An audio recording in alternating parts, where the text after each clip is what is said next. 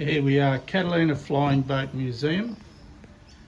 Just about to go into the underground bunker. Apparently it was a radio communications bunker back in World War II. Lots of cool old radio equipment around. Apparently that's an emergency escape chute. It's got a ladder inside. Takes you out if the Japs come around.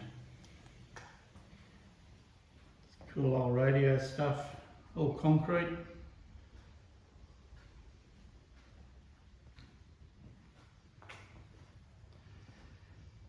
Technology certainly has changed over the years.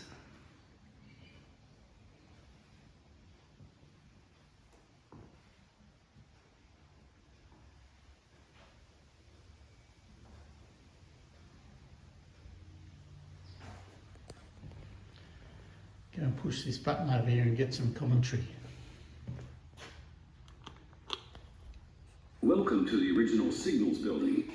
This communications building was constructed in 1942 as part of the establishment of the No. 1 Flying Boat Repair Depot, Lake Boga.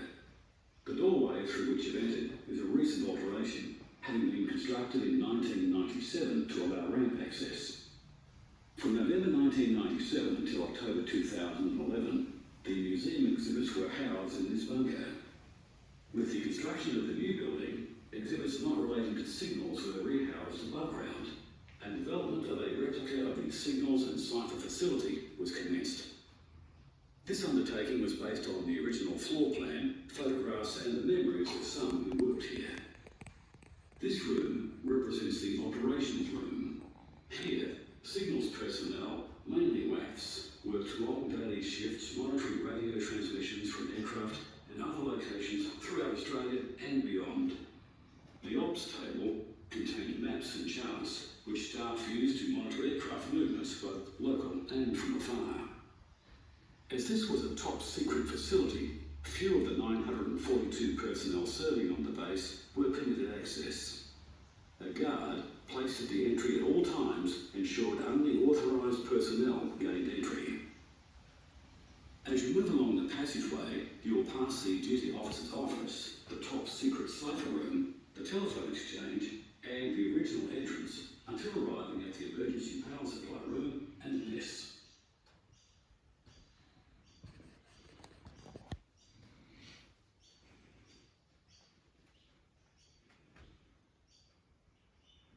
Duty officer's room. I don't think they had chairs like that back in 1942, but yeah, it'll do. All solid concrete. Like girls. This room represents the cipher section. It was here that all secret communications were dealt with. Incoming transmissions and other communications were decoded and forwarded to the appropriate destinations. Outgoing messages were encoded prior to transmission or delivery. This particular room was kept locked at all times, even though personnel had already been vetted by the guards at the entry. Such was the importance of guarding the integrity of information within the Defence Force. All personnel were signatories to the Official Secrecy Act, thus prohibiting them from divulging the nature and content of their work or even discussing it outside of this building. Even within the barracks, Signals personnel were housed apart from the rest of the base contingent.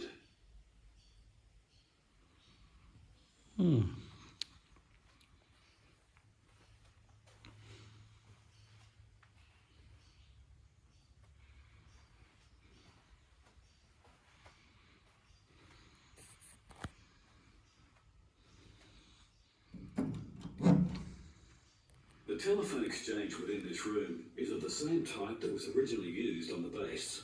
This duplication has been made possible through the generosity of the Sea Lake Historical Society in allowing it to be housed here.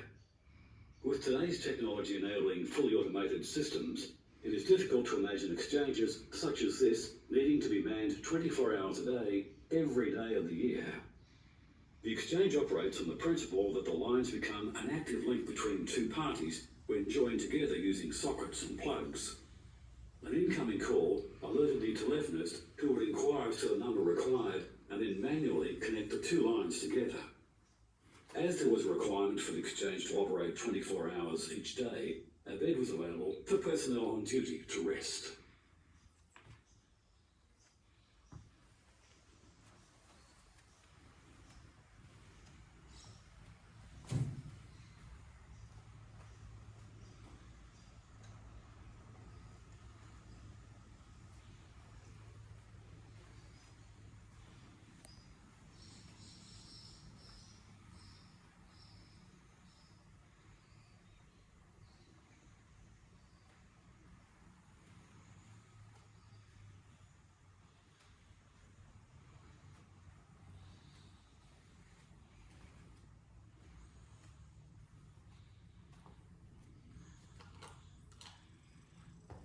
The importance of maintaining communications was fully understood and appreciated by those in charge of the Lake Boga base.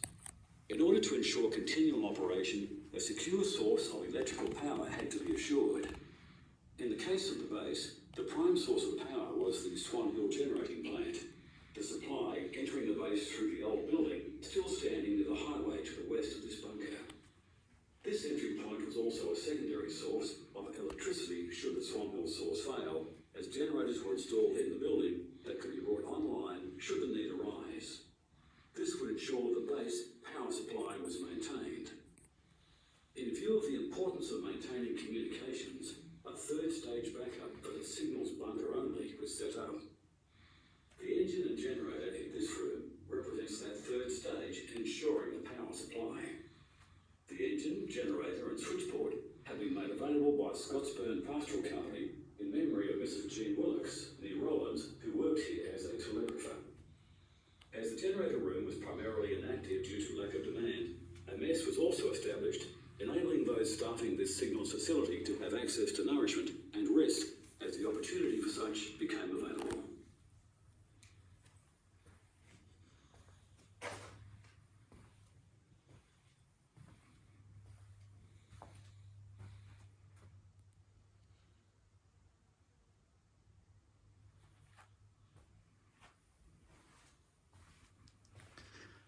So there you go, the bunker.